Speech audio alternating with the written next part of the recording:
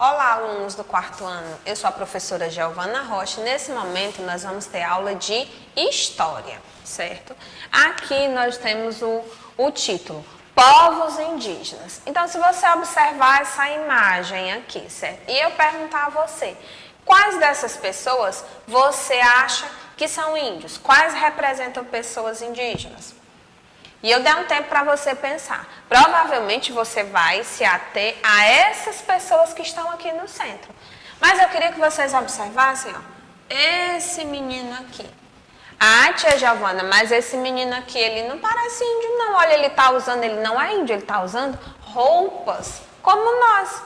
E quem diz a vocês que não existem índios que usam as mesmas roupas que a gente? Que o estereótipo de índio, que a imagem de um índio tem que ser essa. Então, antigamente, realmente, os índios, eles tinham essa característica. Hoje em dia, esses índios, eles estão inseridos na sociedade com a gente. Então, todas essas pessoas aqui, elas podem sim ser índias. Inclusive esse menino. Como ele também pode não ser, pode ser um visitante, pode ser alguém que mora lá, vizinho, certo? Então é isso que eu queria chamar a atenção. No próxima imagem, essa imagem foi retirada do livro de vocês, certo? Então, quem são os indígenas? Eles são pessoas que contribuem para a constituição da cultura brasileira. Ele e os seus símbolos culturais aparecem frequentemente na televisão, em filmes e em desenhos, certo? Eu quero chamar a atenção de vocês para a questão da parte física, da fisionomia dos índios. Muitas vezes a gente, quando pensa em índio, lembra logo daquela imagem remota, né? Usando palha, sem roupa, mas nós sabemos que é comum pensar que o indígena é uma pessoa que usa pinturas no corpo e enfeites na cabeça. Podemos dizer que atualmente essa imagem faz parte da construção de um estereótipo, ou seja, uma visão simplificada formada por ideias. Então, cada tribo, ela tinha a sua forma, tinha a sua pintura, mas uma imagem só não poderia representar todos daquela aldeia. Vocês vão entender um pouco mais sobre isso, certo? Vamos passando aqui ao próximo. Povos indígenas na formação da sociedade brasileira. Em 1500, quando os portugueses chegaram às terras que atualmente formam o Brasil, havia entre 2 e 4 milhões de pessoas vivendo nessas terras, em comunidades organizadas de diversas maneiras. Eram os povos indígenas. Até os dias atuais, cada comunidade indígena tem os seus próprios costumes e tradições. Então, quando os portugueses aqui chegaram, já existiam esses povos nativos, os quais eles deram o nome de índios. Mas lembrando que cada tribo tinha seus costumes, sua própria cultura. E foi generalizado a questão de todos os habitantes que já aqui viviam, receberam esse nome de índios, certo?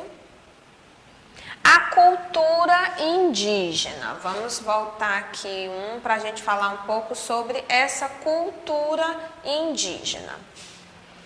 Cada grupo indígena tem a sua língua e a forma de trabalhar, morar, pensar e agir. Embora tenham culturas próprias, alguns dos seus costumes e as suas tradições são semelhantes. Mas não é porque eu digo que são semelhantes que todos os índios vão ter os mesmos hábitos.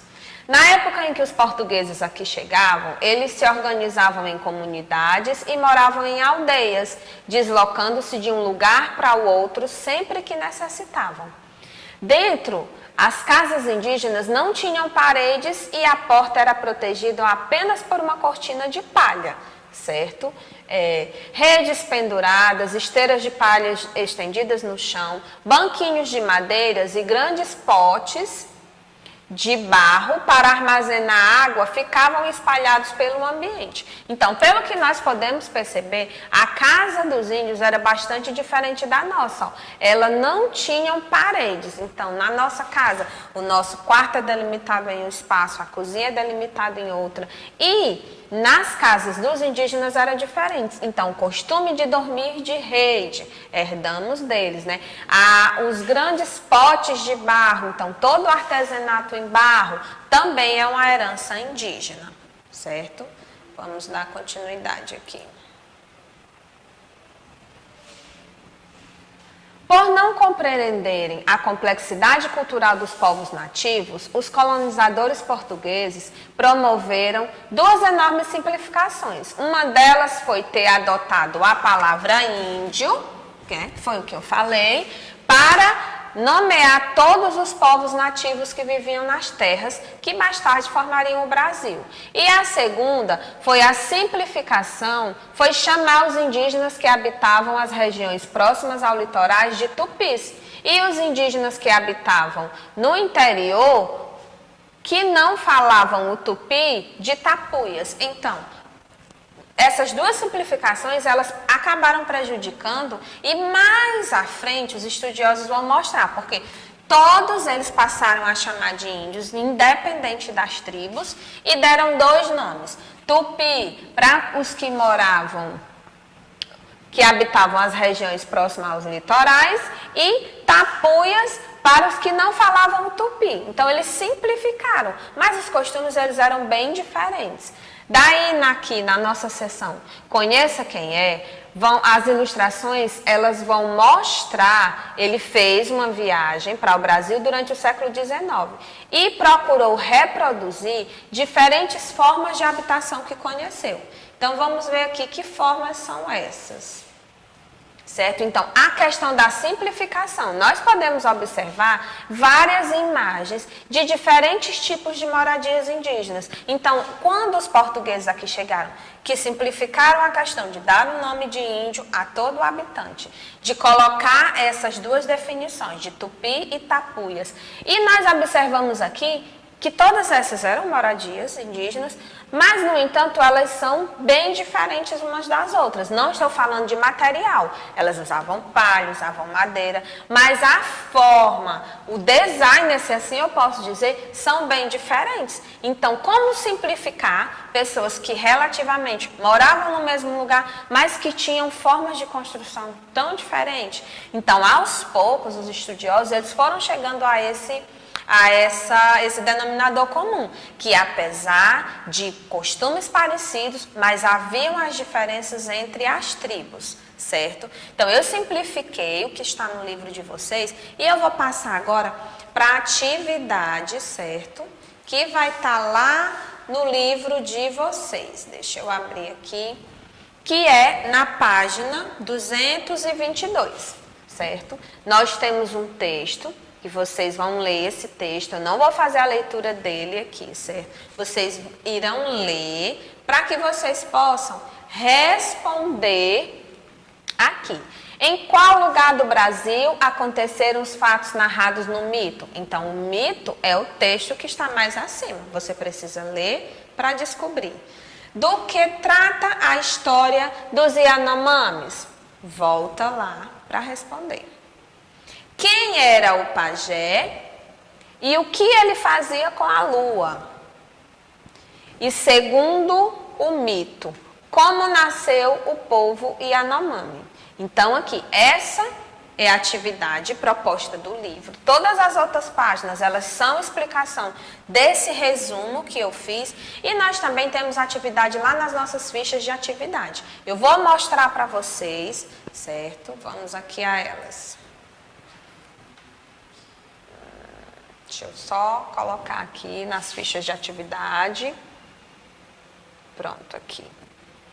Nós temos essa ficha de atividade aqui, vamos lá. Nós temos uma imagem, diz assim: quando os portugueses chegaram ao Brasil em 1500, estima-se que mais de 2 milhões de pessoas habitavam nossas terras, podendo chegar a 4 ou 5 milhões. Elas foram chamadas de indígenas. De acordo com os dados de pesquisa do Instituto Brasileiro de Geografia e Estatística, o IBGE, quantos indígenas vivem atualmente no Brasil? Aí você vai escrever. Vamos dar continuidade. O que você entende por estrangeiro e por povo nativo? Terceira questão. marcar V para verdadeiro e F para falso. Nós temos até a nossa página 120. Lê e marca V ou F. Continuando a 118. Relacione os números às afirmativas. Europeus e indígenas. Então, onde estiver falando sobre os europeus, por exemplo, não havia diferença social e a terra pertencia a todos. Estamos falando de europeus ou de indígenas? Você vai colocar a numeração correta. Quinta questão. Os portugueses, ao chegarem ao Brasil em 1500, notaram que os indígenas não eram iguais entre si. Para distingui-los, eles foram classificados em dois grupos diferentes. Eu falei nesse instante. Quais foram os dois grupos que os portugueses classificaram os indígenas? Qual atividade econômica os portugueses desenvolveram depois que chegaram ao Brasil? Para cortar a árvore e transportá-la até as caravelas, os portugueses utilizavam a mão de obra indígena.